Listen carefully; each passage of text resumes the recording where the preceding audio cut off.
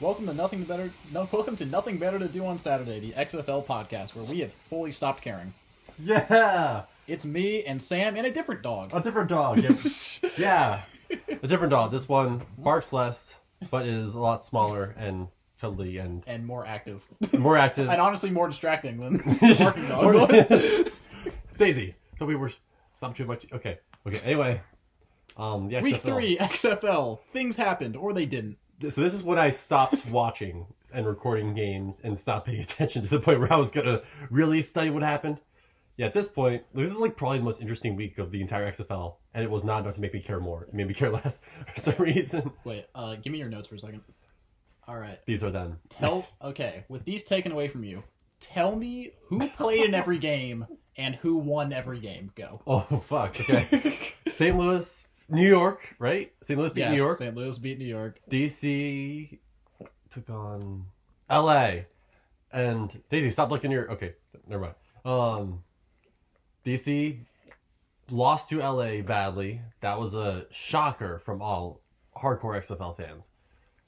Houston and Tampa. Houston won. And the other game, I don't even remember the team. Okay, Seattle, and I don't remember the last team. Dallas! I don't know. I have no idea. I have no idea who won the game. I have no idea what happened. I haven't seen a single highlight of the game. So, this league officially makes more sense as a relegation league because I literally only like watching Houston. Yeah. And I just really want them to just be an NFL team and like get to escape from this and move on with their lives. Well, let's be honest. So Europe, it's like 3 teams get promoted and 3 teams get relegated.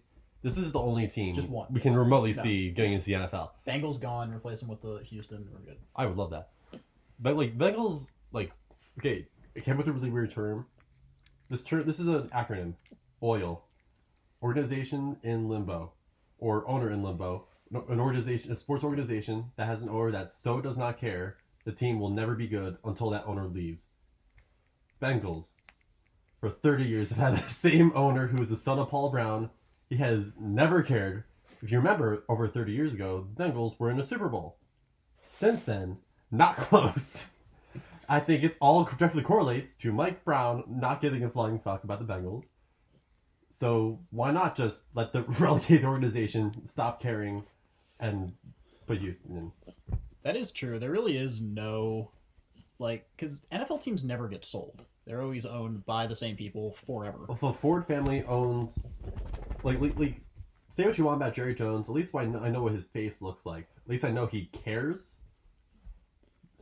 I have no idea who the Lions owner... I don't know... It's like a 90-year-old woman. It's like one of Henry Ford's grandchildren, right? Or something? Something like that. I have no idea what she looks like. I've never seen her before.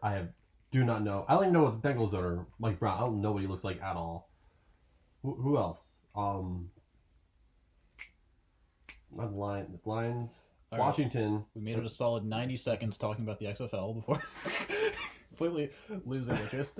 Who cares? Right, yeah, here's my thing. Dude, yeah. I liked watching this week more than last week, but last week was so awful. At least it was compelling. This week, there's nothing to talk about. It was surprising, but the fact that surprising things happened, the surprising thing with Houston almost losing to Tampa Bay, it made me realize that this is the peak of the XFL, and this is the peak of the XFL, and I don't care. Then it can't get better from here, you know? This is as interesting as it can get. And it already is just lost me. It lost me. Yeah, because I feel like we had a misconception of week 1 and 2 that when the interesting teams play, the games are good. No, it's just when Houston plays. Whenever Houston plays, that is the best game. They play the best team or the worst team, it doesn't matter. That's the most entertaining game. Oh, absolutely. Oh, yeah. I remember when we were, last week, we were all thinking DC. Oh, yeah, it's going to be DC's also right there. That's the other thing we look. Whatever team we're super high on will immediately get annihilated the following week. Sorry, Houston. New York week 1 to week 2. DC week 2 to week 3. So I just wanted for the record to say we should never talk about St. Louis ever again. I mean, I was pretty high on them last week, but they lost, so I think that balanced out for them. Oh, okay. They hit the sweet spot. We're just gonna sneak on through for St. Louis, the Battlehawks. What a team name! I still can't cover that. St. Louis came out for the Battlehawks. That place was packed. Yeah, because us St. Louis fans are really passionate. and have nothing else to do. Hey, shut the fuck up. Hey, we're really passionate. We don't want to watch the Cardinals do preseason baseball. Look, I went to St. Louis this summer. Yay. We went to the Arc, which was boring, and that's the one thing you have. So I'm not surprised that people wanted to come out for this. I'm certain in 20 years, the hospital I was born will be a tourist site, but yeah, we don't have a lot. The Blues, I forgot they existed. They literally won the Stanley Cup. We talked about this against the team in the city I live in. We talked about this like 3-4 months ago. And you forgot they existed. I watched the Blues beat the Bruins in the Stanley Cup. Win the Stanley Cup Boston within the last 6 months and forgot they were a thing that existed. The best team in all hockey. And you didn't even care. I recall last week I didn't even know the NHL season was going on at the moment. Which is still come on, even your brain can tell you when else would it be than winter. I know, but I haven't seen an ad. I haven't seen anything. That's also true. They do not advertise. Like in Boston, you don't care. In Boston, I had a Roman to keep reminding me. That's true. Without that, I got nothing. For context, Roman is a person. Roman is a context, person. Yes. In case you're an XFL fan watching this, thinking Roman is a condom. It's also a condom. Oh yeah, the XFL. We're talking about hockey. The XFL. I also forgot we were talking about the XFL. Okay, so do you want to talk about the more important thing we have to talk about? Not yet. Okay, not yet. Okay. We'll not fully give up on the XFL yet. While not changing the name. We literally had a sentence and then this got distracted by hockey. You're really sure? A sport neither of us watch. Yeah, that's true. But I'm gonna pretend I still do. Damn it, I'm from St. Louis and born a Philadelphia fan. Flyers are not so bad, and St. Louis just won the Stanley Cup. I should really care about this. I'll look up the schedule for next week. The XFL schedule? Yes. Okay. Oh, yeah. Did anything happen this week? In XFL? New York is awful, officially, and broken like we predicted. I mean, they're pretty broken. They're spectacularly broken last week. I mean, that was already pretty much a done deal. Oh, that was the thing. I stand by. I thought after week 1 that they were fine. But last week broke them. It really, really did. I mean, it took... they already won in week 1, right? It was not going that bad. It was not that bad. And, in one half of football, everything for the whole season got destroyed. The history of the New York Guardians is now over. Yeah. Oh, well. These are the worst team names ever. Just Wildcats, Roughnecks, Guardians, Defenders, Battlehawks. Worst team names ever. Even the Dragons didn't go to one of the D teams, which I feel like I've talked about before, but still annoys me. Yeah. Yeah. Week 4. The Texas Bowl. The highly anticipated Texas Bowl. Houston and Dallas. The battle of the peak of Texas football. Because we know people are watching that. You know the announcers are going to be like, this is the Texas Bowl. Yeah, people are going to really care. Houston taking on Dallas. Is this in Houston or in Dallas? It's in Texas. It's in Dallas, which... Will Dallas show up? They spent $10 million renovating that stadium for the XFL? Yes. $10 million? They invested $10 million oh, God. in this renovation. Okay. This is going to be like... If people don't show up... You're going to lose your money. Well, actually, I don't know, because it's not... I mean, relatively speaking, in terms of how far the other places are, it's not that far from Houston. So, could Houston show up? That's a 7-hour drive. Okay. For an XFL game. It's closer than New York. So if there's anyone who's going to show up to an away game in the XFL, it's going to be this. You could fly to Dallas from New York faster than you could drive from Houston. Okay, maybe they'll fly. If there's a yeah, I'm not saying anyone will go to an away game. So you're for trying the to XFL, find but like the Steelers fans of like the XFL, like trying to find those really committed, the like travelers. antithesis of the Chargers fans. Yeah. People who will show up no people matter who what. people who exist. It's the antithesis of the Chargers. Real people from Houston, the real Houston people are. I'm trying to find whoever they are. They're gonna show up. All right, I'm gonna go off note again. I've lived in Los Angeles. You really can't undersell how non-existent Chargers fans are. They aren't a thing that act like they literally don't exist. It's not. Yeah. It's not that they don't come. They literally do not exist. There are none. No one likes them. No one cares. How long did you live in LA? Like a month or two? First time for 6 months. 6 months. Second, Oh, so, yeah. Second time for 4 months. Yeah, so you really know. Yes. Yeah, you would see them. You would see them by now. Yeah, they don't exist. Yeah. This is the so it's They're computer generated on TV. In real life, they don't exist. okay. So it's the Lakers Mhm. and everyone else, and then the Chargers. That is the sports hierarchy of Los Angeles. They're obsessed with sports. Like you would think that they have 2 basketball teams, a great hockey team. It is just the Lakers. It's just like It is just the Lakers and kind of the Dodgers sometimes. That's oh yeah, it. Dodgers and the Angels are there. Yeah, forgot. Like if you're in LA and the Dodgers are in the World Series and the NBA draft lottery was at the same time and the Lakers get a top 10 pick, that would get more viewership in Los Angeles. Wow! Than the World Series. Like it is all Lakers. Fuck. I can't. Wow. Dominates everything. We might as well just have them. Like they've had like a lot of really talented athletes live in LA for like the purpose of, like the Clippers all those years ago, and like the Kings won 2 Stanley Cups this past decade. You probably don't know that, but the Kings 2 times this past decade won the Stanley Cup, and I don't think anyone cared.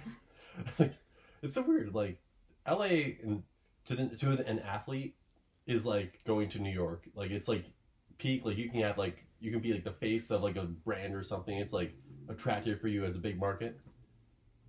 But like in terms of, fan viewership, it's just not a city that cares as much as other cities do. Yeah. It might just be like an oversaturation thing. Like there's so many teams that like everyone just cares about the one everyone else cares about.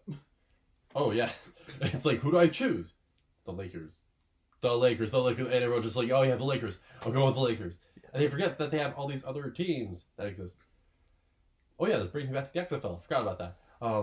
Do the Wildcats have more fans than the Chargers? I think we already asked this question. I think the answer is still yes. Yeah. Why? That is really sad. It's so weird. I've seen those games. I'm like, there are fans there. I don't see that at Chargers games. No, it's so weird. And they play in about a similar sized stadium. And yeah, we know that they packed everyone. It's like the first stands and all. Like, but again, at Chargers games, you see the other team's fans, and like never see a Chargers fan. Yeah. All right, so that's all I have to say about the XFL this week. exciting games. How about next week? We just watch the Houston game. Okay. And then we just talk about the Houston game every week. So the Houston Roughnecks played again this week. Isn't that cool? All right, Houston played the pitiful Tampa Bay Vipers. In Tampa Bay, hostile environment. Not really. They were kind of good. It was weird. The Tampa Bay scored multiple touchdowns. You're like, that doesn't happen. Like they could move the ball and. Yeah, they moved the ball a little bit. So Taylor Cornelius, did he move up to a whole Trubisky? Yeah, Taylor Cornelius was actually really good for like a solid. He got benched and then came back in. Well, that was fine. They ran like a 2 quarterback system, which worked. No, like, it did. Could it? It yeah. did, though. It's like we're not ambitious. Like XFL is like new rules. Like a 2 quarterback system is apparently viable. Yeah, I mean, like technically it always is, but teams like quarterback is one of those positions where, like the fatigue you take is just not so much where you can't have just the same guy playing the whole time. So that's why I assume NFL teams are just always roll with one quarterback, unless you're the Saints. But like, yeah, if you're the XFL, why not? Like you said, you have 2 quarterbacks who are about the same level of Trubisky. Why not just roll with them both? All right. if we were not doing this podcast, how many games would you have watched this weekend? 0. I would have watched 0. I maybe would have seen some highlights. I would have been. Here's the thing, like last year when the AAF happened, this time last year I was probably paying more attention to how many fans were still there, and like all the story. I was like, do people care? That was more interesting than the actual game. I think that would be the same thing with this year. I would probably like how many people are watching this game? Is Kurt Menefee still there, and is he having trouble trying to sell the XFL to us? Probably. That's the only thing I'm care about. All right. Does the XFL survive into next year? No. No. Oh, no. No, of course not. Okay, so I believe we should now start the XFL post-mortem. Okay.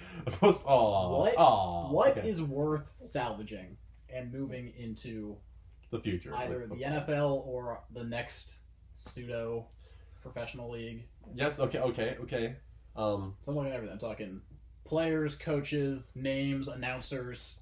Anything, yes. Anything that is here, what can we take with us?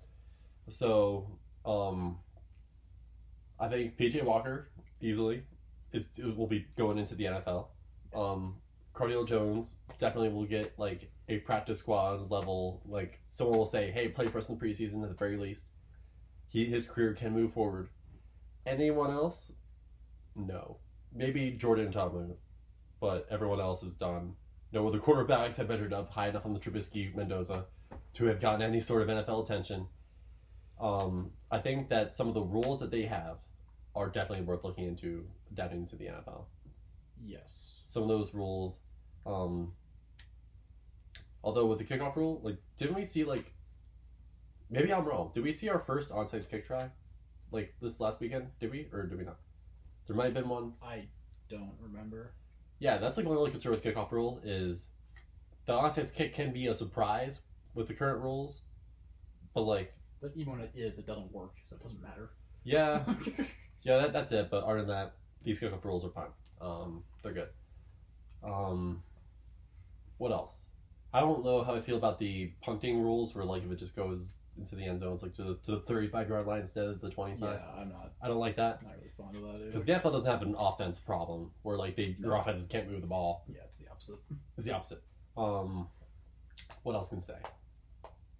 Yeah, I'll admit this. Like, I think I've said this before the show, but I want to like reiterate. These leagues, I think, only really started to exist because of the 2016 Colin Kaepernick thing that started the whole anti-Colin Kaepernick thing, and there were people saying they would protest the NFL. I think that's where people got these ideas for, hey, if people will protest the NFL, maybe they'll watch our league instead. Because I think that's around the same time both the ideas for these leagues were conceived. So the AAF and the XFL came out years after that whole protest. So, I have many questions about this line of reasoning. Sure, go. First, are you saying this league is for the pro or anti-Kaepernick people? I think originally it was for the people who would protest the NFL for Kaepernick. Okay. But since then, obviously it would have changed. But I think Vince McMahon's always wanted somehow to get the XFL back. I think he saw the green light here and went for it a few years ago. You're right, because there was a very temporary drop in market share for the NFL, which then immediately rebounded. Yeah, and I was not saying it was a smart idea. Yeah.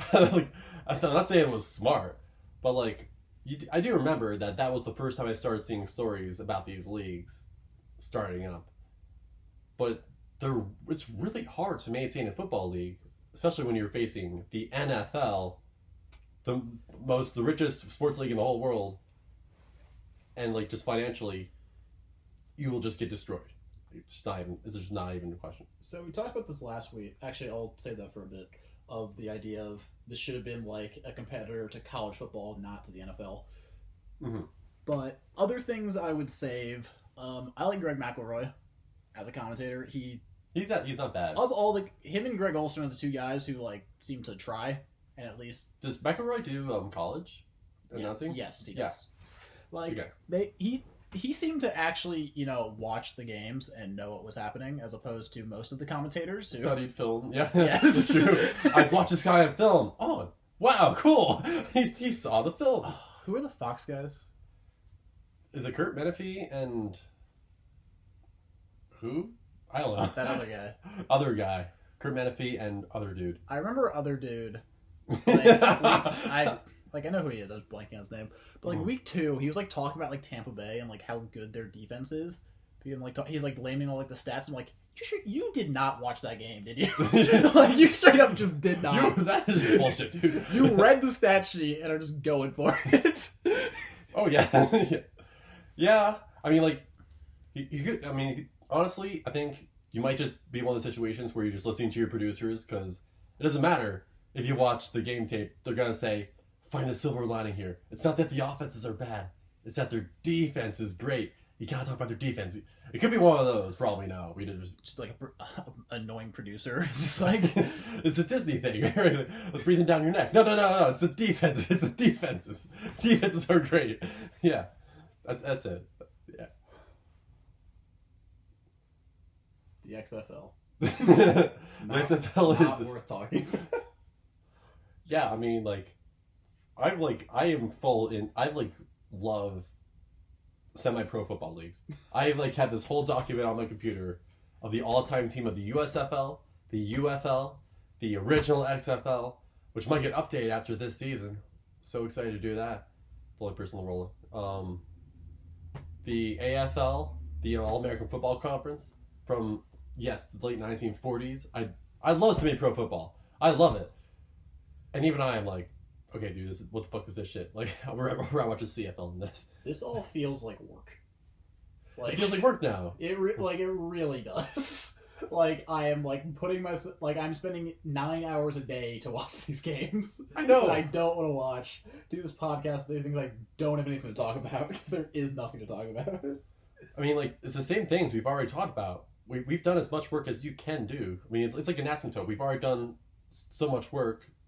We were only going to get a little bit more. We peaked. You can't get any more. Like, the more we study, we already know the offenses suck because you don't have good players running offenses, so it just looks like football we aren't accustomed to watching. They are having trouble spinning that into a positive way for the XFL.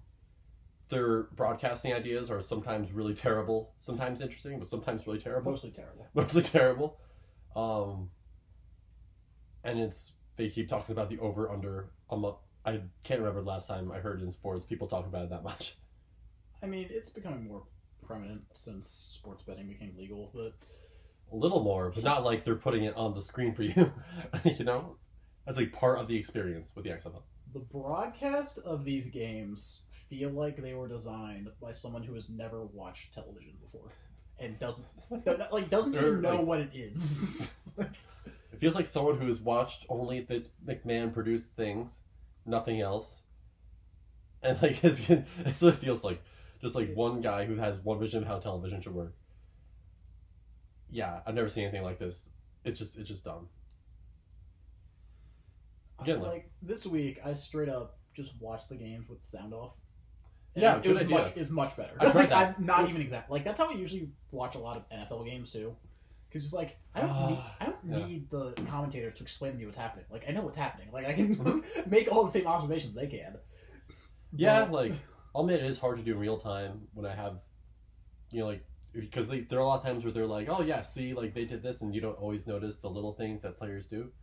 But if you took your time, you'd be able to. Okay, be realistic. Who would do a better job of Okay. analyzing a play? You with the sound off, half looking up and half checking Twitter, or Booger McFarland actually doing his job? Oh, okay. I thought you were gonna say like Chris Collinsworth or something. Okay, me. I would do a better job than Booger McFarland. I'm obsessed with football. I'm confident myself I would do a better job. I'm not saying the average person would do better than Booger McFarland, but I would do better than Booger McFarland. I won't take that away from you. Okay. The Monday Night Crew for the NFL is the worst announcing crew I have ever seen. And yet it's still better than last year, which is amazing. I'm concluding the CFL and every football thing I've ever watched ever. This is the worst crew I've ever seen announce any football. The NFL, without question, has the worst announcing crews of any football league. How the fuck is that possible? It's amazing. You would think the NFL would be like, oh yeah, we got this. We got the best, the cream of the crop, right?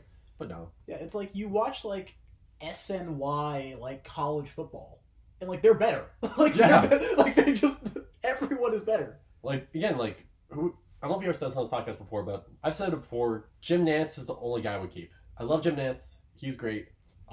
Jim Nance, Romo can stay. Romo He's can stay. fine. Like Romo's not great, but he's fine. that's fine. the thing. Like comparatively, Romo's great, but he's not. Like by what we're used to, he is the best. Oh, absolutely. But yeah, I'm the only one who thinks that his voice is just not great for it. His voice is just it's okay for it, but not great. And being an announcer, your voice is going to be a lot of it. All right, who is better? Removing, let's say just removing Nance. All of the NFL announcers combined, or Kirk Herbstreit. Kirk Herbstreit. Yeah, Kirk He's better. Yeah. Kirk Herbstreit is better than all of them. He knows more. He's more entertaining. He's like, oh yeah. He never ages, which is useful. Yeah, you just keep around forever. Exactly. Yeah. You never need to find a new commentator. Yeah, he just does all the games. Multiply it. Start cloning Kirk Herbstreit. Yeah. It's Kirk Herbstreit A here with Kirk Herbstreit Z. To cover Only One Punch Man, just like A through Z. Just on there. Actually, if you think like, there was a time last year where I was watching like ESPN's coverage of like Monday Night Game. I switched to the Spanish broadcast, and it was a better experience. I didn't understand them at all, but I just loved the sound of just them going, "Oh my god!" Like, oh yeah, I watched soccer in Spanish. Soccer in Spanish. It's like that's ecstasy. It's awesome. I can't speak a word of Spanish. It's much better. No, not a single idea what they're saying. Oh my god, doesn't matter. You know, actually, like Italian is actually also pretty close to it. It's like I have watched Italian soccer. It's pretty close to it. Yeah, it's like it's different, but it's absolutely loads better. But also just like they're not just like not good, they're bad. Like what's his name? Like Joe Tessitore is such a bad announcer. Yeah. Again, I know I hate Drew Brees, but he just loves Drew Brees so much. That is your complaint against Joe Tessitore. It's not that the future Hall of Famer, Drew Brees. I mean, wow, Joe, couldn't have seen that coming. I mean, in fairness, that's how he responds to everything. He has the same tone of voice and the same delivery for all information. Yeah. I love him to be like a news anchor. It's just like like he's like reporting on 9/11, just like the towers are falling. Towers are falling. Yeah, Joe Tessitore. He's awful. He would do. Yeah, even if you did news, it would make 9/11 worse, just because he was talking about it on the news. Yeah, his producer's trying to like calm him down. He's like it doesn't compute in his brain. It's like to say what things any other way. This guy. Joe Tessitore should never be talking for a living. I'm sure he's a great guy and he has a lot of skills to offer the world. Talking for a living, bad idea. Just not his group. Yeah, like he has a good voice for it, but he's bad at talking. Like there's like a difference there. The only time I ever liked his voice was the Saints-Texans game where like Deshaun Watson like led downfield and threw a touchdown Kenny Stills where Joe's like, "Oh, he did it." That was like the only good 2 seconds of Joe Tessitore I've ever heard in my entire life. Everything else, not worth it. Not at all. He's like, Khalil Mack, Sexton, he is unbelievable. Wow, Joe, I had no idea it was hard to block Khalil Mack. Thanks for pointing that out, Joe. Just like the least valuable thing I've ever heard. So that's my little rant about Joe Tessitore. He should be relegated to the XFL as well. And I don't want to hear from him again. Do you think Joe Tessitore is loud enough that he could overcome the soundscape that is the XFL broadcast? I'm still gonna go with no. I'm gonna go with no. I just assume that no matter what he does, he's gonna fail at it. So he would lower his standards. Yeah. Do you want to do some NFL draft stuff? Oh yes. So, despite your insistence, Joe Burrow has once again said he is not trying to get out of playing for the Bengals. Oh, worst mistake of his career. Probably. We're like, Joe, the fuck are you doing? He's an excellent player. No one can fucking deny. He's excellent. He's phenomenal. What the fuck are you doing? You're throwing your fucking career away. Okay. Saying you're just inviting the Cincinnati Bengals in. Does Joe have any leverage over the Bengals? Yes. What? I will not go to you and play for you. And what if they say, too bad? What can Joe then go do? Get a part-time job. Yeah, I'm you sure. graduated, right? Spent 5 years working at Wendy's, and then I'm Joe Burrow. What would you like? So, what would you like at Wendy's? It's for look. Imagine how awesome that would be as a fuck you to the Bengals. I'd rather work at Wendy's or McDonald's than play quarterback for you. Okay, here's what Joe Burrow should do. Yes. Joe Burrow should pick what team he wants to play for, and then start a GoFundMe. Okay. It's like, fans of that team, fund my life so I can not sign with the Bengals and force for as long as possible and force a trade to your team. I know. That would be an excellent idea. I so wish he would do that. That's such a great idea. Okay, here's the thing. Like, he does have leverage because if he just flat refuses to play for him, they're still going to be terrible, and they would still be like, "We have Joe Burrow. We need to like." Someone would feel the temptation to do something with him, like trade him or something. How long did it take him to trade Carson Palmer after he refused to play for them? That's the thing. They're the Bengals. It's like a year and a half. Like, it's Yeah. pretty long. It's like for the normal NFL team, you'd expect they would be like, okay, Van's gonna play for us. Let's get something out of it. With the Bengals and the Bengals pretty much only, you'd expect them to just ruin his career, which is why it's so stupid to say you play for him, Joe. Damn it, Joe! You're so good. Don't do this to yourself. Oh, such a big fan of Joe Burrow. Don't do this. But you know they're gonna. Yeah. Like, honestly, like, do you remember that, like, you know, every game the Bengals played this entire year, how terrible they were at tackling, how terrible they were at covering. Like, they were so bad. Don't you think that it would be worth it to trade back and get some of the guys in this draft who can do that? Instead of replace Andy Dalton, who is at least, you know, like, not as bad as that, who you can wait for another year to get? Because isn't Lawrence and Fields, aren't those guys going to trade the draft next year? You know? Alright. No. What is A? Okay, I go don't on. understand why you like Fields so much. We'll come back to that. Okay. B, who was the last quarterback coming out of the draft who was as good as Joe Burrow is? Last time we've seen a quarterback as good as Joe Burrow? Yes. I mean, the last couple guys have not been at that level, but they haven't been too far off from all the hype and all the for all the potential they have. Like, okay, you know, you fucking love Kyler Murray. I do love Kyler Murray. Joe Burrow's better. He is better. He is better. But he won't fix your team if you're the Bengals. You know that, right?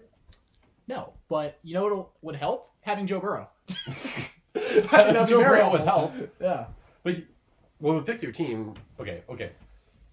They're stuck in oil. They won't be fixed no matter what they do. We'll just give up on them. Name a quarterback prospect of the entire 2010s who was better than Joe Burrow. Andrew Luck. Even that one is on the fence. Are you fucking serious? Andrew Luck was already a Pro Bowl level quarterback.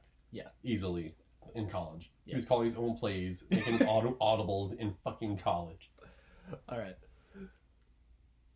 I will concede Andrew Luck was Andrew Luck was the best quarterback prospect ever. Yes. But I think Burrow is an easy second, and there's no one else I think is even overly close.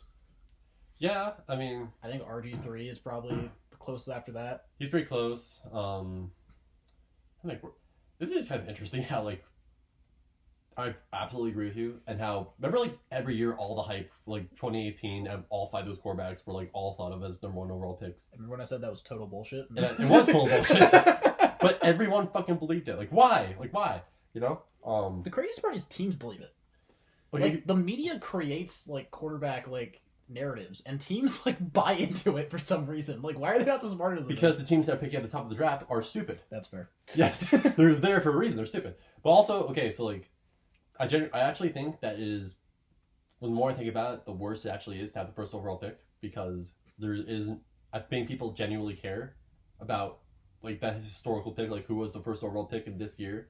So there is pressure to take the easy to take player. You know what I mean? Like there would have been pressure to take Kyler Murray last year, even if he wasn't the right player for you. I'm sorry, if you're a GM and you are that much of a pussy, If you should not be a GM. If you're no. If you're a GM who is smart, you would not be in that position in the first place. Not even close. Like you would trade the first overall pick back to get more picks. Like, there's no way. No, I would have traded back and then taken Lamar Jackson.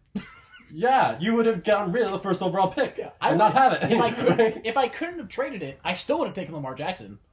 But I would have traded back to like I was still base. He fell to like 32. I'd have traded back to like 6, like from like 1 to 6, get like an extra first, then take Lamar Jackson. I'll say it's like there are very rare situations where you will never find a team that can take the first overall pick. There will always be a team out there that will be like, I want this player, and they'll be stupid enough to take it. You know, like you could always trade back with that pick. Yeah, there's so much value. But like Joe Burrow's the guy. He is awesome. Like he is the guy. Okay. Here's another thing. Would it be smart of the Bengals to take a great quarterback, possibly Joe Burrow? Would it be smart of them? That's what we're debating. But they are not a smart organization in general. So here's the biggest flaw in your argument. Is you're assuming that they can trade. You're giving them the credit they can trade back and nail like 4 draft picks in a row to justify not taking Joe Burrow, rather than just taking Joe Burrow, the guy we already know is good and everyone knows is good and is borderline unfuckable. You say borderline unfuckable, but the Bengals are amazing at this. Don't underestimate the Bengals.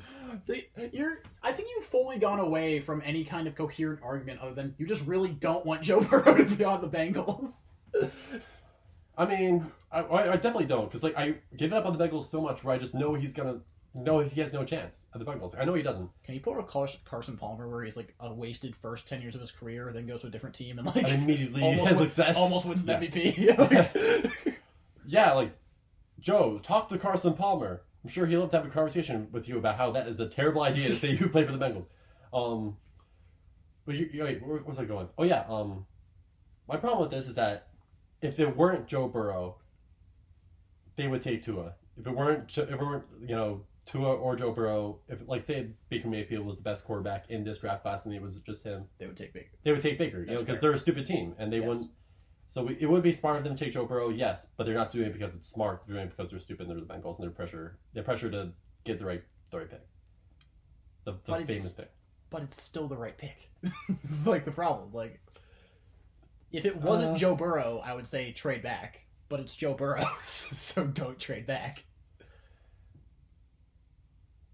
But also, even if I just know that the problems in that organization run so fucking deep that it just will do nothing good for you. And like, here's the thing: like, if Joe Burrow is Joe Burrow, which he is, another team will recognize that, right? And they'd be willing to trade a lot for him. Yes. So you can get a lot for him, and then not have Joe Burrow. And then not have Joe Burrow, but you can still do conceivably really well without Joe Burrow. Like Joe Burrow in general is not going to fix your problem. I can't reiterate that enough. He's not going to fix the Bengals. No, but he'll do more to help the Bengals than not having Joe Burrow will. I would not agree with that. I would agree that if you did the right thing for the next, 2 or 3 years and built a team... You see how incongruent these arguments are, right? It's like, this team is so incompetent, all they have to do is do the right things for years on end to be successful. Well, okay, we're talking about... Okay, there is no winning in this argument. I think we can both agree that the Bengals, no matter what they do, are the Bengals, and they're going to fuck up. Correct. So why... take Joe Burrow. There's no point. Okay. Anyway, let's move on to Chase Young. This is also fascinating to me because this team is terrible, except for defensive end.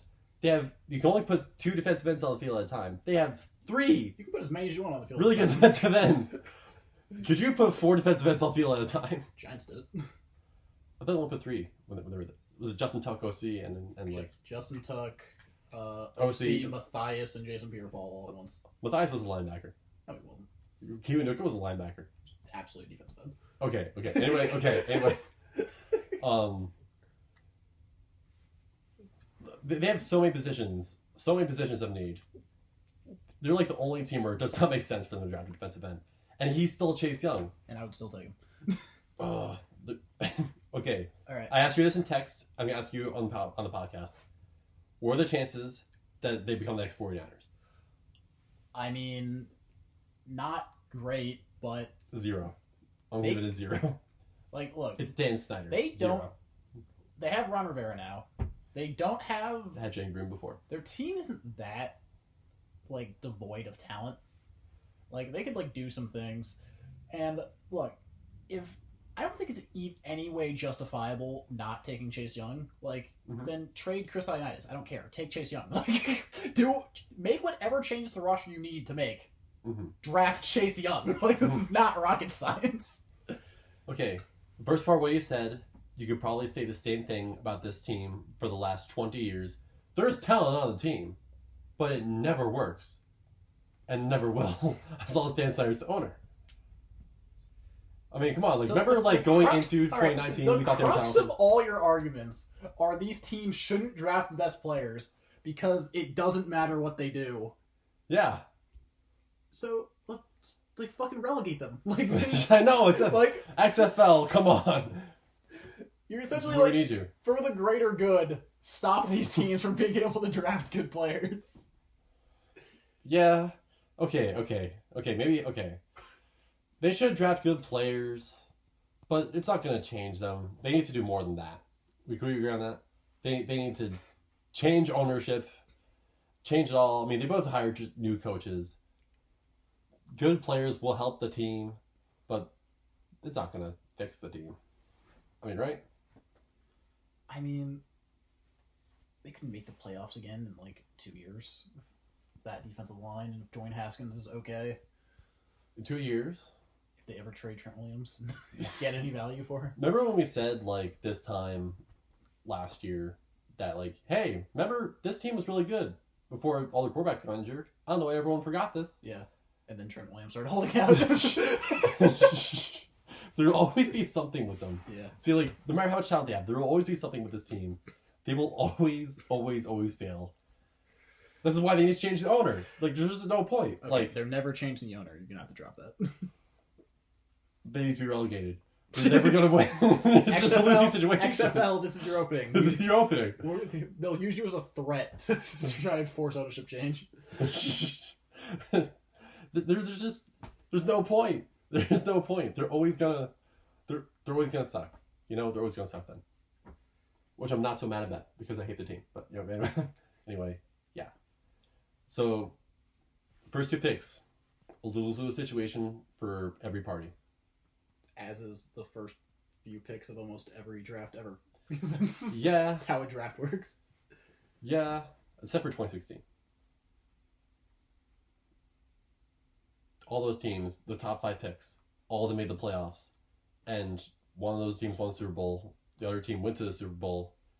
And another team went to the AFC Championship game, right?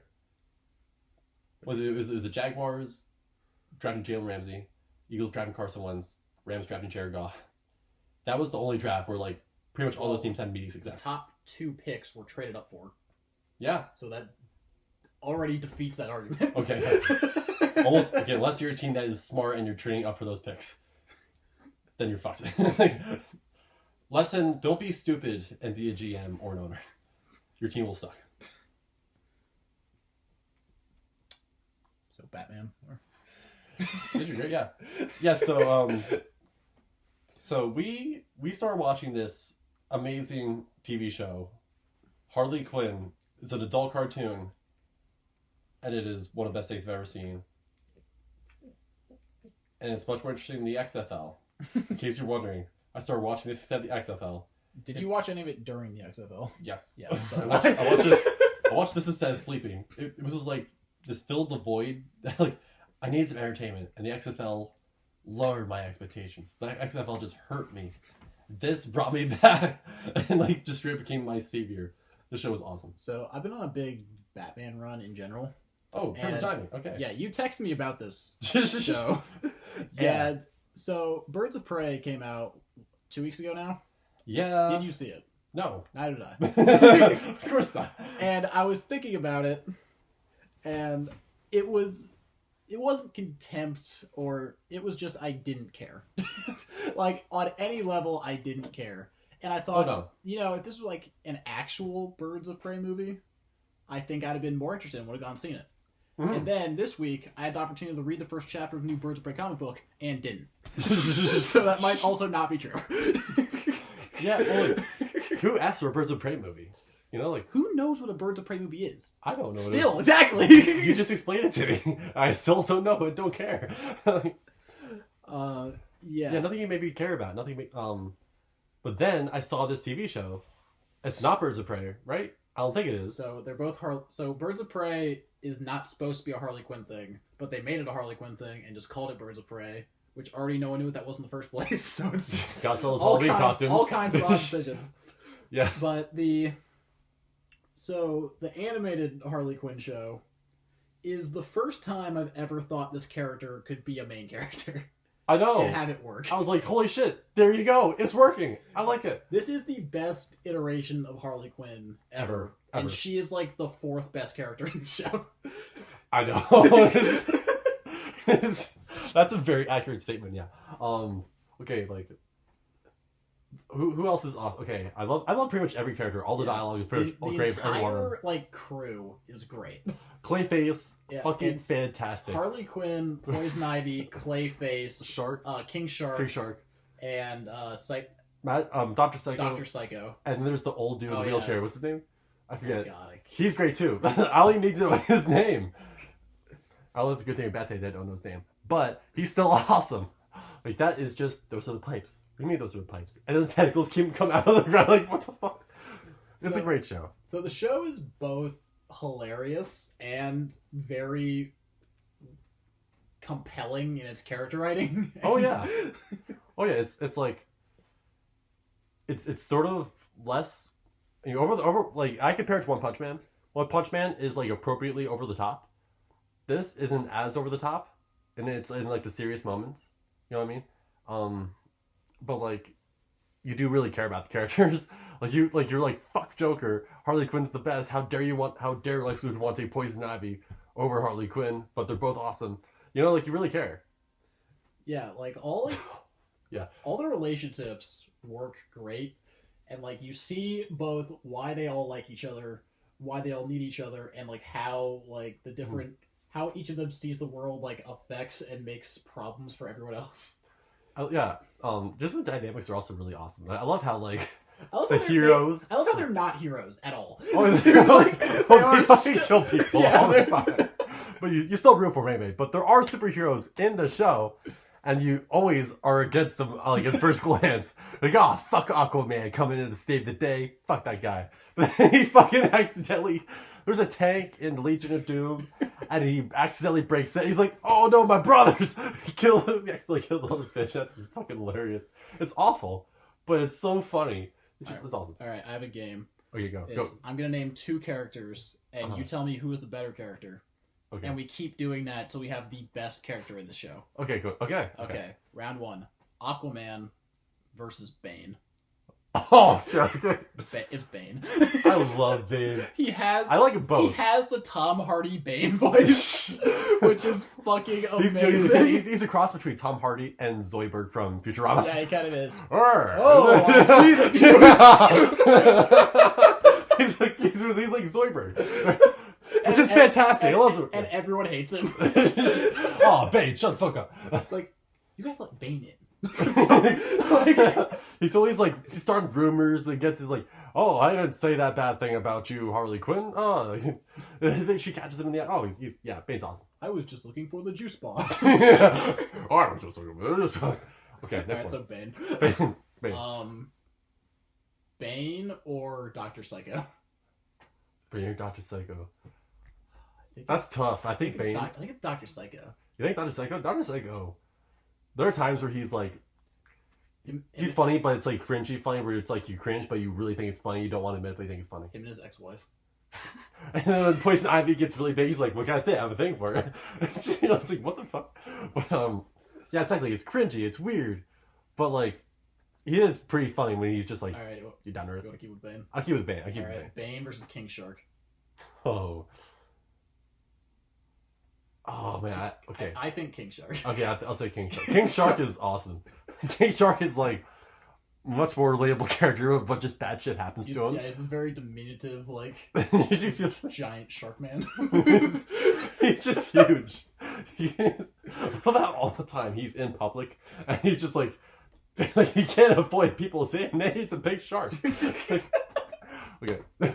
Alright, King Shark or Frank? The plant. I fucking love Frank. I'm gonna say Frank. Frank the Plant. Remember, like, Harley Quinn takes Frank. She's trying to reunite her crew after she pissed them all off, and and they all are like, "Fuck you." Poison Ivy has a living house plant. They're like living like Venus flytrap that like talks and like moves around. It's her buddy, Frank. It's her buddy. So I think to like get drug money, it starts like driving Ubers. It's a plant in a pot. Yeah, in a pot. Driving Ubers with a stoner friend, a stoner who is the friend of Frank, and this stoner, I still don't think he actually quite knows that Frank is real. He's like, why is the plant driving the car? But he's so high, he never knows. So that's a fun dynamic. All right, Frank or Kite Man? I love Kite Man. Kite Man he's like the Mr. Peanut Butter of this, where he's like, you hate him at first, and you're like, he's a dude bro, Mr. Peanut Butter. He's a dude bro, Mr. Peanut Butter. I'm gonna stop you, Aquaman. The window breaks and he flies. Oh no, up current! He just flies away. He's taken away. This show is great, right? Right. Kite Man or Harley Quinn? Kite Man or Harley Quinn. I really do love Harley Quinn. Yeah, Harley Quinn. Harley Quinn is just... I just love how, like, no matter what happens to her, good shit, she's hilarious. Bad shit, she's hilarious. The scene where Robin comes through the fucking wall, he's like, "You're my nemesis, Harley Quinn." She's like, "Fuck," and she just leaves. Like, God, this is so disappointing. Just so funny. That's it. We're killing Robin. I'm pissed off. But yeah, she's awesome. She's awesome. All right, Harley Quinn or Clayface? Oh God, Clayface. That's so hard. You couldn't just go with like Lex Luthor or something just to eliminate him. No. Clayface. I think it's Clayface. Clayface is just awesome. So in the comics, Clayface is like a failed actor who becomes like a Clayman who can turn into different people. And they have tweaked that. He is a wannabe actor who can turn into different people. And he's like so dramatic. Is voiced by Alan Tudyk, which is perfect. Oh yeah. And he has so much fun just trying to constantly be other people. you're like when his hand becomes friends with Commissioner Gordon, and they have to get Commissioner Gordon and Batman back together. Hands like, "Just always remember me." And he's like, "Oh yeah, fuck the hand." He just takes the hand back. It's mine now. It's mine. I like it. Like they're like they like get Batman to help them defeat Joker at the end, and they like Clayface becomes Batman, and like, "Hey, you brought me Batman." Clayface is like, "He's buying it." It's like, Clayface, stop doing that shit. But you just can't help but be dramatic. I love Clayface. He's awesome. All right, final round. Clayface or Poison Ivy? That's your final round? Yes. I think it's Poison Ivy. I think Poison Ivy's the best character in the show. Poison Ivy, like, in terms of actual character, like, all-around character, yeah. As a character, and she's hilarious, and Lake Bell is perfect casting for this. Oh, yeah. She has this great, just, like, dry humor. And, yeah, exactly. She's like dry. Harley's straight man, but she's also funnier than Harley is, like, most of the time. Oh, is that? Yeah, she's a straight man, but she's down to earth, like, she's living her own best life, you know what I mean? Like, when, like, very first scene, like, you're bringing King Tut's corpse, she's like, "I was gonna go see that on Wednesday. Why'd you take that here?" Harley Quinn's like, "Now you can touch it." See, isn't the dynamic between them, like, so great? Yeah. They're awesome. Yeah, so, I love, like, not just the characters, but, like, the relationships they all have with each other make the characters better. You know, pretty much, like, everyone, the whole crew. I did not know who King Shark was for this whole thing. I knew who Clayface was, but I did not think of him as a character that could have character. Like, this is just, everything about the show is just, like, peak awesomeness. And just, like, DC, everything else you made is just shit. Stop doing that and just make this instead. Just make as much of this as possible. This could be, like, the best thing I've ever seen DC ever make by the end of this show's run. It's already so awesome. I can't actually think of a show that's ever been written quite like this, where it's like from the villain's point of view, but they're sometimes good, sometimes really, really bad, and like they're not winning all the time. Like, it's really like they are the protagonists and stuff. I don't know. It's a great show. Yeah, I don't even know how it came up on YouTube feed either. It was just like on there. I'm like, oh yeah, maybe I'll just watch this. I have not stopped watching clips of this on YouTube since. So I also wanted to take an opportunity to talk about modern Batman and where it's going and what we like. Nerd. Yeah. Okay, yeah. What we have to like expect from it. Mm-hmm. So the biggest thing would be the Matt Reeves movie.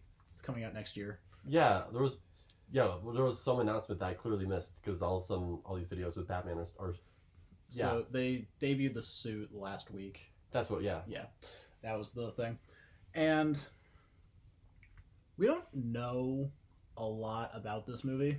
Mm-hmm. And I like Matt Reeves, so Yeah. I'm excited about that though. So the rumor is that it's based on The Long Halloween, which is a 90s Batman run. Mm-hmm. And I kind of don't believe that because the evidence is fairly flimsy. And Okay. DC, for the most part, has based all of their stuff on very recent comic book runs, which I don't understand or agree with. But, Mm-hmm. so, big things in the Batman comic the last few years was Batman and Catwoman getting engaged. And, like, they were going to get married. I'm not against that. Yep. Yeah, and this movie seems that those two characters are the most prominent characters. Okay. So I would assume they're going more in that direction than like a 90s Batman direction. Okay. Actually, I have another big question. Is this in the same DC Cinematic Universe as all these other movies? No. Have they given up on that? I don't know. It's very unclear. Because I was like, yeah, what about, like, standing up to the MCU? And now the MCU is over, but maybe they don't care anymore. Well, it seems that, like, they've committed to just doing, like, solo things, which I'm fine with. And, like, eventually they can just, like, renege on. Like, Okay. do you know, like, who Superman is? Like, what the thing with, like, Superman is currently? I do not know a thing with Superman. What's Okay, going on? so there was like 3 eras of Superman. There was like classic like 40 Superman. Yeah. Then there was like 80s Superman who was like modern Superman. And then there was New 52 Superman. So when they rebooted for the New 52, there was now New 52 Superman, who no one liked. No one liked it. Yes. Okay. No one liked him. So when they decided to reboot the series, like DC again with Rebirth, you'd think they would just like reboot and New 52 Superman. So like one of their big things was they wanted old Superman back. Okay. So you think they would just like make New 52 Superman like old Superman? Yeah. That's what. Yeah. Yeah, that is not what they did. What they did was you find out that old classic Superman was actually alive this entire time inside the New 52, and he saw that there was another Superman, so he's like, all right, cool, I'm just gonna be retired. And he's just like been like, he retired because there was another Superman. Yeah, him and Lois Lane just like had a kid, just lived on a farm, just like chilled out, like, all right, there's another Superman, that's fine. And so That's against his character. Wouldn't he care if there were problems that another Superman would have to solve? well, other Superman's solving it. So, Okay. So that's revealed, and then they kill off New 52 Superman. They literally murder him, and then old Superman just takes over as Superman again. So I'm Krypton. So I'm saying, if they ever want to like do Justice League again, just be like, they just kill off Ben Affleck Superman, just like, oh yeah, Robert Pattinson Superman's actually been here the entire time. It's just been hiding, waiting to. So they're never gonna reminisce, like, hey, remember that time? He's gonna be like, what? He wasn't. What? Oh yeah. It's like, I wasn't there. What do you mean Robin's dead? What the fuck? What's happening in this universe? It doesn't matter. Comic books, characters never die. They're always around. It doesn't matter. I remember we saw Man of Steel in theaters. I remember I was like, okay, Man of Steel, cool. And then Batman vs Superman came out, and I saw in the trailer Doomsday was there. I was like, wait a minute. Isn't he like the villain of like the best villain DC ever had? No. What? I mean, this is the guy who killed Superman. This is like okay. Here's the thing about Batman vs Superman. Besides all the reason that it's terrible, but okay. It is a Frankenstein monster of different DC comics. Yeah, but it's not of. That's already a problem in itself. But it's not a Frankenstein monster of all the best DC comics. It's a Frankenstein monster of all the most famous ones. Why would they do that to their most famous comic? Because they're written and directed by incompetent people. Yeah, It's Zack Snyder and Chris Terrio, the worst combination conceivably imaginable. Written by the same people who were behind the Cincinnati Bengals. Okay. Honestly. Okay. Like, So at the same time, like it's I know it's a coincidence, but it's so fucking weird that Zack Snyder was doing Batman v Superman. Scott Snyder was writing Batman, the like comic run. Oh. They are not related. They don't know each other, but the Scott Snyder run is considered possibly like the best run of Batman of all time. Wow. And in every other DCU movie, they just adapt whatever's the most recent thing. Like Shazam, I think literally the movie was an adaptation of the currently running Shazam arc. Oh wow! Like they were literally like in parallel. It's like Attack on Titan, where it's like, what's happening? Yeah. We're releasing an episode today. Exactly. Oh wow! Like, but except with Batman, it's the only exception where they don't do that. Even though that's like they mine the New 52 for every other character. Even though Batman was the only character in the New 52 that anyone liked. They literally did that stupid Superman thing because they wanted to keep New 52 Batman and couldn't just reboot everything. No matter what they do, it's like the wrong decision. Yeah. That's what I'm getting from it. Okay. Alright, so currently movies, we have Jared Leto Joker, Okay. Joaquin Phoenix Joker, and those are both separate. Yeah, that's also a thing. So those are both separate universes from the new Batman movie. So we might also eventually get Robert Pattinson Joker. And will there be another Joaquin Phoenix Joker movie? yes, they were making a sequel to that. Oh my god, what? Okay. I thought that was like a one-time let's get an Oscar thing. Okay, never mind. They made $1 billion. And they changed their mind. Okay. We can talk about that movie later. I hate it. But, have not seen it. have you ever heard of the Three Jokers thing? No, maybe. So, a few years ago, there was a reveal that there's actually 3 Jokers. The Joker is actually 3 separate characters. I can't believe you led there. Yeah, there are 3 Jokers. Yeah. Okay. And this was never explained. Okay. And I like this now. Batman learned this from like a god chair that knew all the information in the universe. So they can't just be like, oh, that was just like a rumor thing. And no, this is real. Yeah. so there was supposed to be a comic about it called Three Jokers that like explained this. And I think that is never coming out. And they are just dropping this idea entirely. Because it's dumb. But, wow. But okay. So if they want to tie it back in with the movies, and there's 3 Jokers there. But those are like 3 Jokers from 3 different universes, which makes sense. That's the other thing. There's like 1,000 of every character. There's literally 3 Supermans. Oh yeah. 2 of which are dead. But are all actually different characters who have interacted with one another. Yeah, Superman is like... There's like Superman and there's like Gold Supreme Prime Superman. Like, I forget his name, but he's like gold version of Superman. He's like somehow like one of the most powerful people in the DC universe somehow. Yeah, I'll remember the other Superman characters. Yeah. But, like... So... 3 Jokers, yeah. Yeah, let's go. 3 Jokers. So I think that is just canceled.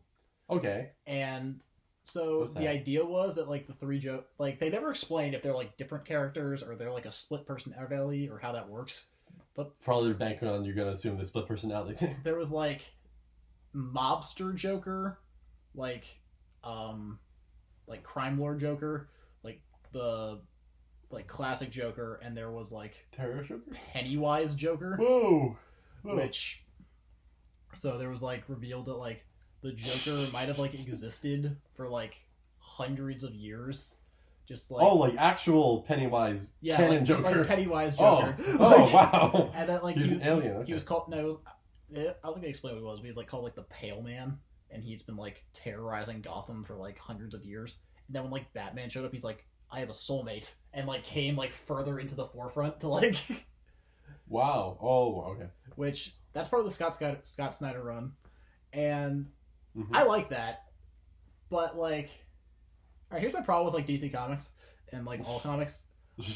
I hate the interconnectedness of it all. It's really confusing. Like it's really hard to get, really confusing, and like okay, so I'm reading the Scott Snyder run of Batman, and For like the first 5 volumes, no problems. Like there's no like I like never felt like lost, like didn't know what was happening. Then suddenly there's just a chapter where Batman's very sad. And he keeps watching video. Do you know who Damian Wayne is? I've heard Damian Wayne, yes. Damian Wayne is Batman's son, and he is the current Robin. Yeah, okay. And so he's very sad, and he keeps watching old videos of Damian. And like, what the fuck is happening? Yeah. This seems out of place. So I'm just like, maybe this is like a flash forward. They're gonna explain this later. And so like I read chapters ahead, I'm just like, nope. They're never gonna explain that. I'm just like, Google it. Like, what the fuck happened to Damian? It's like, oh yeah, Damian was murdered in a different comic. That's like the problem with like Golden Age of comics. There weren't that many comics yet, so it wasn't that hard to keep up with them. You know, but like now there have been like almost 100 years of comics. Like, how are you gonna keep track of it all? Rebooted 20 times over. Rebooted 20 times over, retconned. Which version are you? You never know which version you're reading. Like, see, like, it's impossible. So, like, this is my idea. That, like, every comic should exist in its own reality. So you can still have the Justice League. Like, the Justice League comic with all the characters working together. But that is not tied in to any of their solo runs.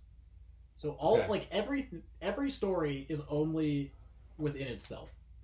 So like Batman has its own continuity, and Superman has its own continuity, and Justice League has its own continuity, which you would think is more confusing, but it's not, because all you have to pay attention to is what that one comic book tells you. Yeah. You don't have to like. You don't have to learn your catchiness. You don't need to like ignore pay attention to everything. Ignore everything else. Yeah. It's just this. Like that's. I agree. Like here's the thing. Like, you could have like one separate universe where the Justice League exists, and like there's just Justice League comics, and like Superman, Batman, Flash, Wonder Woman, like they're all like in it together. But none of the things that happen in the individual Batman, individual Wonder Woman, individual Superman happen in that universe. Exactly. Like make it all very simple. Or vice versa. Yeah. Nothing happens in Justice League affects them. Like you can still have the same like world. Like you can still say like Metropolis is over here and Gotham is over there, and they're in the same world. Yeah.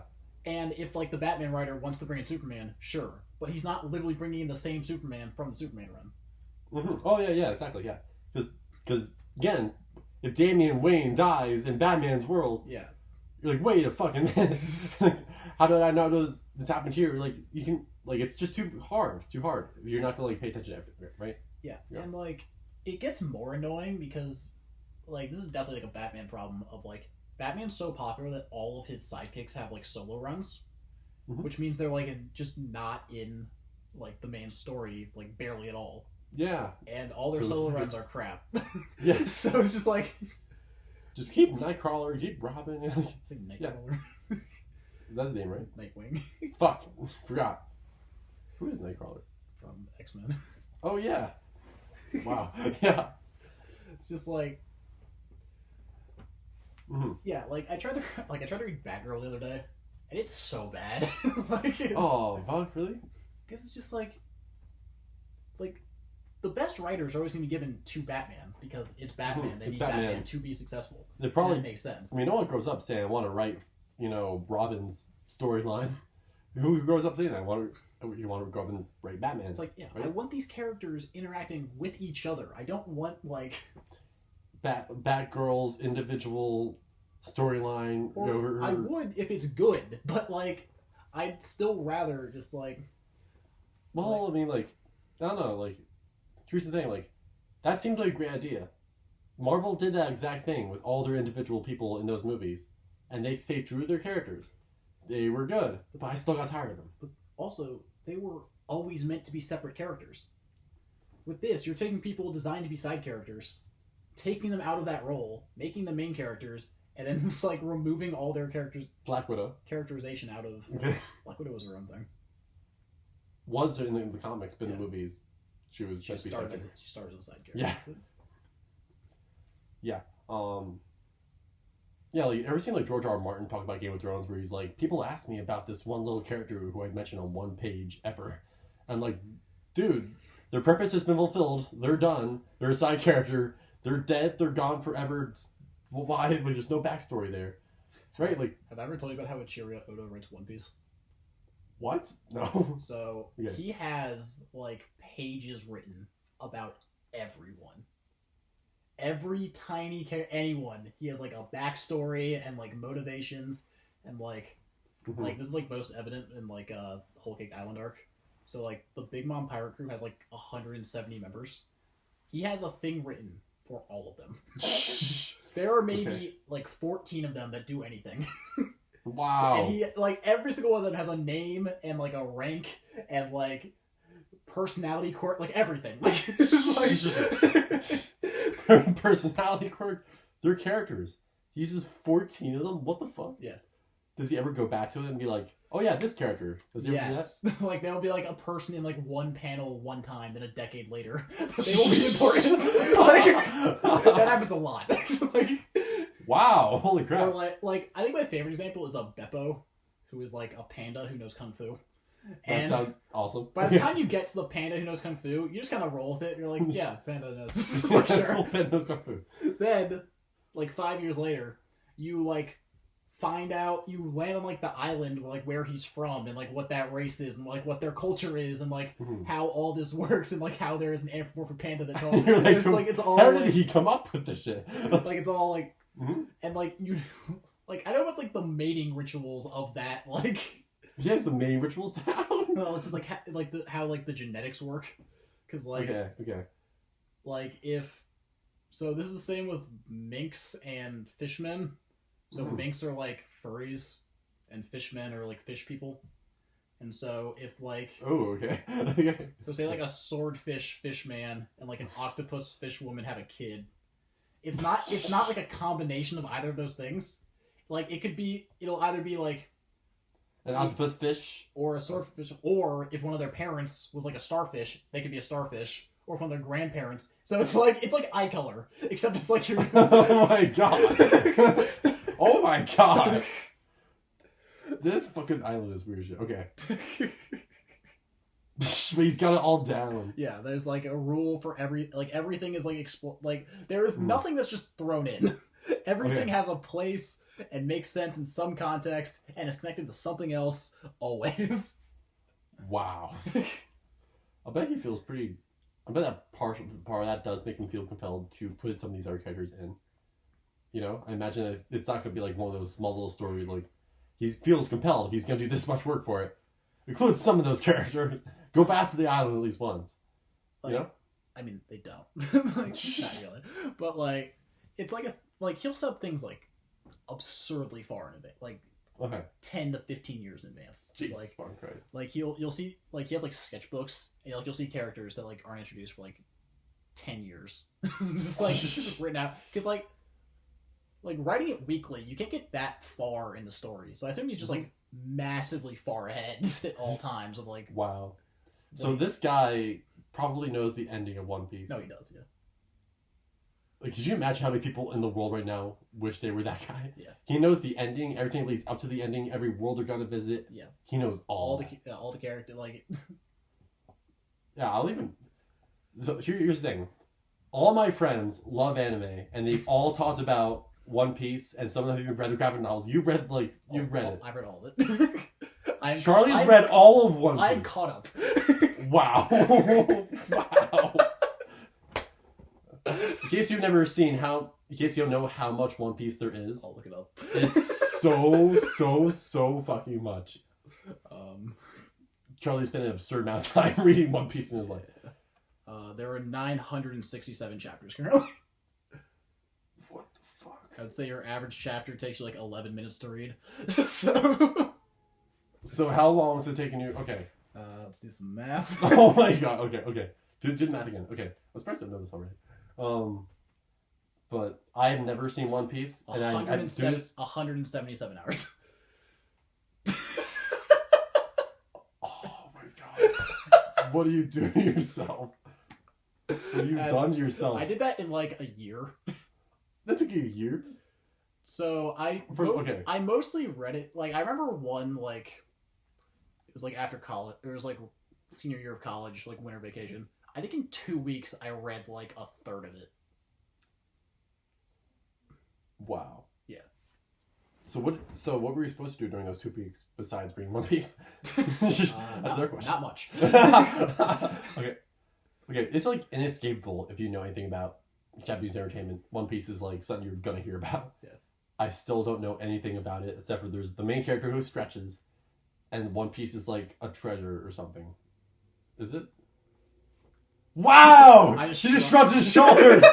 Wow! We don't know. You don't know? We still don't know? So, like, Wait, about a month ago is the closest we ever came to seeing something actually related to what the One Piece is. And we got, like, some clues. But we still really don't know at all. Oh, God. So, we've learned... Imagine being the creator and knowing what it is. So, Alright, we learned that it's not... So, like, the plot of One Piece is... Spoilers, by the way, in case. Not really. Okay. So, okay. The plot of One Piece is that the greatest pirate of all time, Gold Rogers, or Goldie Rogers, supposedly found the last island in the world, like the hardest place to find, the last island that had never been discovered before, and he left like his entire lifetime worth of treasure on this island, and whoever finds the treasure will be the new greatest pirate who ever lived. And so we recently learned that, this has kind of been assumed for a while, that no, the One Piece is not something he left there, it's something that was already there. And okay.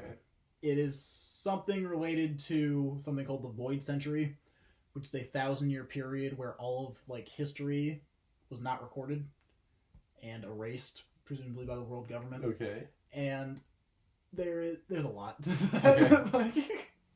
Once again, he's planning this all out. He's got it. He's planning it all out. But... We gotta find Joy Boy, who is either alive or is just Luffy. I think it's just Luffy. But Luffy, that's the main character's name. Yes. He's gonna. Yes. So One Piece is great. Like, I kind of want to fucking read it now. Super addicting. I see how like it's. I kind of want to know because if like this has been going on for how long and we still don't know what the One Piece is. 22 years. It's been going on for 22 years. I was 1 when it started. I kind of want to start reading it now. Alright, so here's what I'm going to tell you. The first 100 chapters are essentially the prologue of One Piece. It really doesn't start until chapter 100. Does he like leave on some adventure or like... They essentially get to the starting line. Chapter 100. Okay, we're here. Let's go. Honestly, yes. Because, like, so literally the entirety of One Piece, from chapter 100 onwards, is they're going down the Grand Line, which is literally a straight line. They are here, and they are trying to get to there. And the last 890 chapters is just that. It is, like, easily, like, routable. The story is always just, like, you can literally see where it is going, like, following that path. Mm-hmm. And the final island is somewhere at the end. Okay. Well, it'll take you over 200 chapters to get there. 800 chapters to get there. To the final island? Yes. Oh, it'll be well over 1,000. Oh, wow. I mean, we're at 970 now. God. Okay, so all indications are we're going into the final chunk of One Piece. Like, the final, like... Massive series. Either the final third, or we don't know. Because, like, there's a definitive, like, up to this point, like, a definitive, like, first half and second half. Because there's, like, a time skip. Mm-hmm. So, like, up to the time skip is the first half. And then, like, everything post-time skip has leading up to the 1-0 arc, which is now. Mm-hmm. Mm-hmm. Keep going.